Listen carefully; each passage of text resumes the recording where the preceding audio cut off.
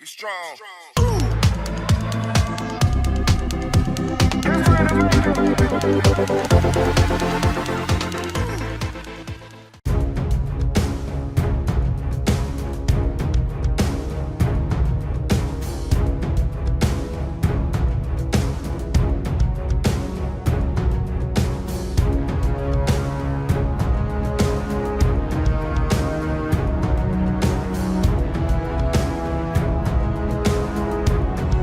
Currently, the Philippine Coast Guard only has 3 large patrol vessels, of which 2 are Teresa Magbanua class and 1 is the BRP Gabriela Salang, OPV 8301, whereby the agency fully acknowledges that the number it currently has to patrol a large area of the West Philippine Sea is not enough, and they really need at least 20 more of such vessels for them to upkeep the mandate of both patrolling the contested zone and confronting vessels like the ones from the China Coast Guard.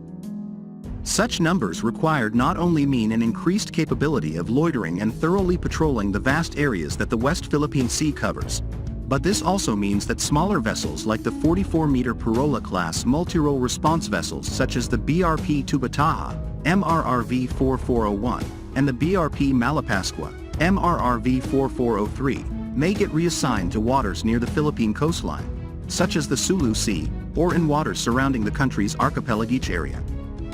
To sum it up, the number of patrol vessels or multi-role response vessels that the Philippine Coast Guard requires may provide an advantage to the maintenance and upkeep of these ships, as this means distributing time and resources on a vessel's MRO, or maintenance, repair, and operation schedule, in the sense that the agency is both prepared and always present in its areas of duty 24 hours a day, 7 days a week.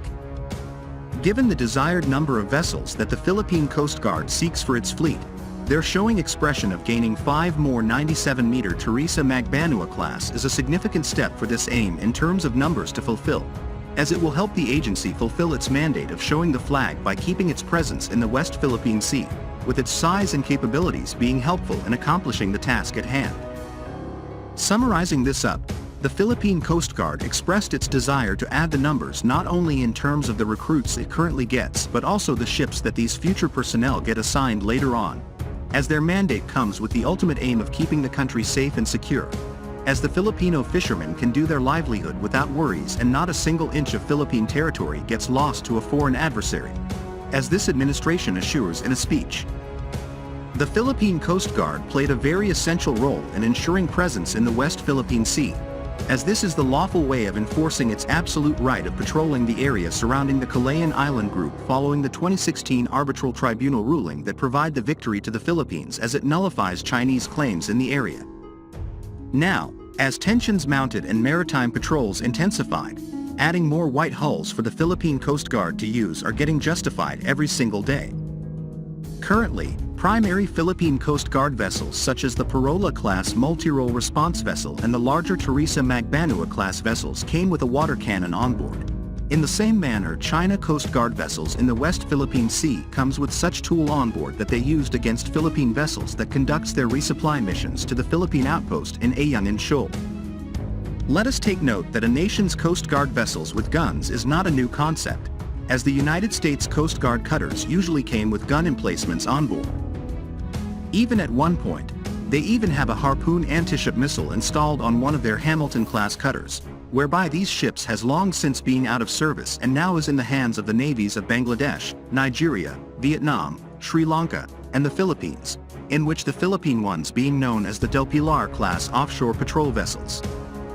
In the Philippine Coast Guard's context, its primary mandate is clearly point out that the agency is primarily functioning as a maritime law enforcement agency in the pursuance of peace and order within the country's territorial and EEZ waters, as it is lining out from its mandate as an agency within the Department of Transportation, as opposed to the United States Coast Guard, which, at the time this article has published, is a military branch under the Department of Defense. That being said, it is just appropriate for the Philippine Coast Guard to keep their water cannons and have the option of adding lethal weapons like main cannons and machine guns opt out, as it is clear from its mandate that it is a civilian law enforcement agency, and that the option of getting military weaponry will be the job of the Philippine Navy since they are getting a bunch of offshore patrol vessels for this type of operation.